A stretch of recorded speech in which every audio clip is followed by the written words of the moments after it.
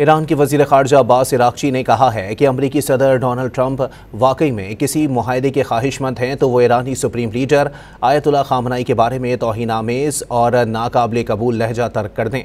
ईरानी वज़ीर ख़ारजा अब्बास इराक़ची ने अपने सोशल मीडिया पैगाम में कहा कि ईरानियों की पेचीदगी और इस्तेकामत दुनिया भर में अज़ीमुश्शान ईरानी कालीनों के ज़रिए जानी जाती है, जो मेहनत और सब्र से तैयार किए जाते हैं। लेकिन बतौर कौम ईरानियों का मौक़िफ़ बहुत सादा और साफ़ है।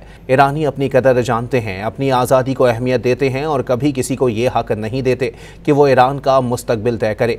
इराक़ची ने कहा कि ट्रंप वाकई किसी मुआहदे पर संजीदा हैं तो उन्हें ईरान के सुप्रीम लीडर आयतुल्ला ख़ामनेई के बारे में तौहीन-आमेज़ और नाकाबिले कबूल अंदाज को तर्क करना होगा और उनके लाखों मुखलिस पैरोकारों के जज्बात को ठेस पहुँचाना बंद करना होगा।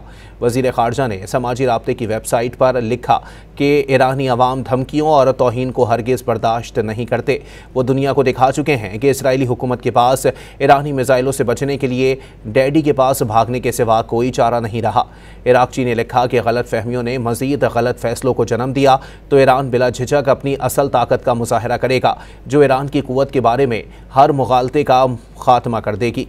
गुज़िश्ता रोज़ अमरीकी सदर डोनाल्ड ट्रंप ने कहा था कि जंग ज़दा ईरान के सुप्रीम लीडर ख़ामनेई ने इतनी अहमकाना बात क्यों की कि ईरान ने इसराइल के साथ जंग जीत ली है, जबकि उन्हें मालूम है कि उनका ये बयान झूठ है और हकीकत इसके बरक्स है।